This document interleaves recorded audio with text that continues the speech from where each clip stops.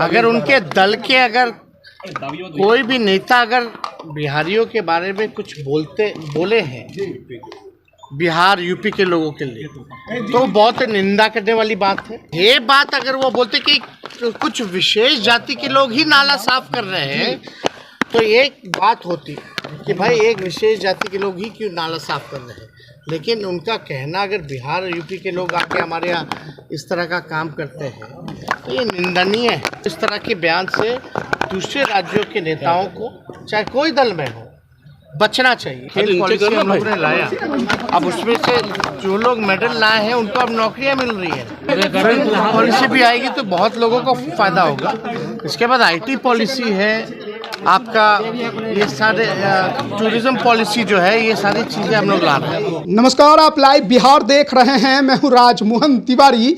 बिहार के उप मुख्यमंत्री तेजस्वी यादव और तमिलनाडु के सत्तारूढ़ दल डीएमके के सुप्रीमो और वहां के मुख्यमंत्री एमके स्टालिन के बीच की जो नज़दीकियां हैं वो किसी से छिपी नहीं है। लेकिन डीएमके के सांसद दयानिधि मारन का एक वीडियो सोशल मीडिया में तेजी से घूम रहा है, जिसमें वो ये कहते सुनाई दे रहे हैं कि बिहार और यूपी के हिंदी भाषी लोग तमिलनाडु में आकर गटर साफ करने का काम करते हैं। अब उनके इस बयान पर सियासत काफ़ी ज़्यादा तेज है। एक तरफ बीजेपी इंडी गठबंधन पर निशाना साध रही है तो वहीं दूसरी तरफ चिराग पासवान ने भी राजद और जदयू के नेताओं से पूछा है कि क्या अब यही दिन देखना बाकी रह गया था। अब इस पर तेजस्वी यादव जो बिहार के उप मुख्यमंत्री हैं, उन्होंने क्या कुछ कहा है वो पहले आप सुनिए। नहीं, जाहिर सी बात है, कोई एक पॉलिसी आती है तो उससे काफ़ी फर्क पड़ता है और हम लोग तो बेहतरी के लिए काम करना चाहते हैं ताकि लोगों की तरक्की हो, राज्य की तरक्की हो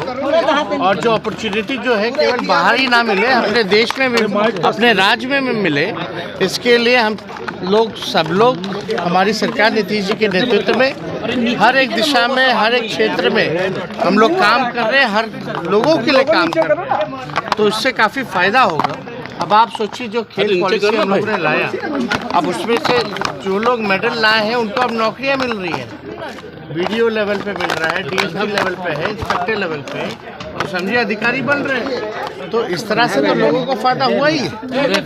पॉलिसी भी आएगी तो बहुत लोगों को फायदा होगा। इसके बाद आईटी पॉलिसी है आपका, ये सारे टूरिज्म पॉलिसी जो है, ये सारी चीज़ें हम लोग ला रहे हैं।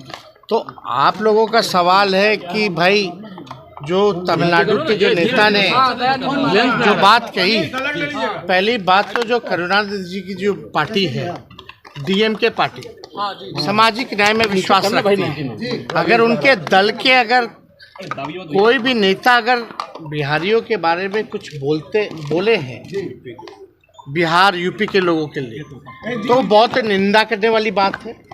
इससे हम लोग सहमत नहीं।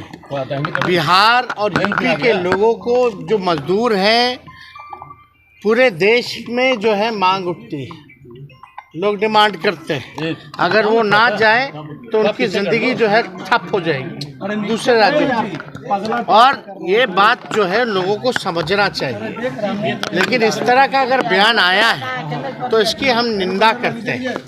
अगर उन्होंने कहा कि बिहार के लोग आकर के नाला साफ कर रहे हैं या कुछ भी साफ कर रहे हैं, अगर ये बात अगर वो बोलते कि कुछ विशेष जाति के लोग ही नाला साफ कर रहे हैं तो एक बात होती कि भाई एक विशेष जाति के लोग ही क्यों नाला साफ कर रहे हैं, लेकिन उनका कहना अगर बिहार और यूपी के लोग आके हमारे यहाँ इस तरह का काम करते हैं तो ये निंदनीय है।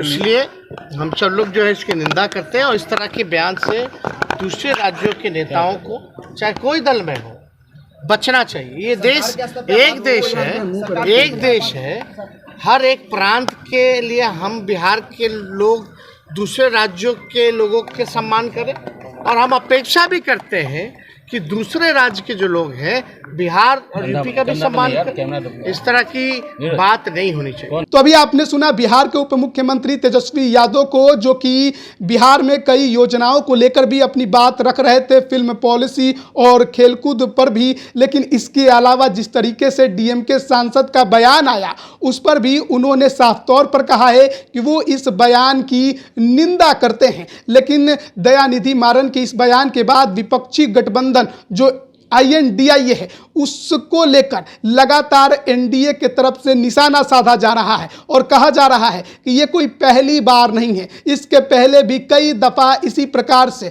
बिहार, यूपी और उत्तर भारत के लोगों को बेइज्जत करने का, अपमानित करने का काम ये विपक्षी पार्टी के नेता करते रहते हैं। आप इस पर क्या राय रखते हैं कमेंट करके जरूर बताइए। आप सभी का बहुत बहुत धन्यवाद। लाइव बिहार YouTube पर सब्सक्राइब और Facebook पर लाइक जरूर करें।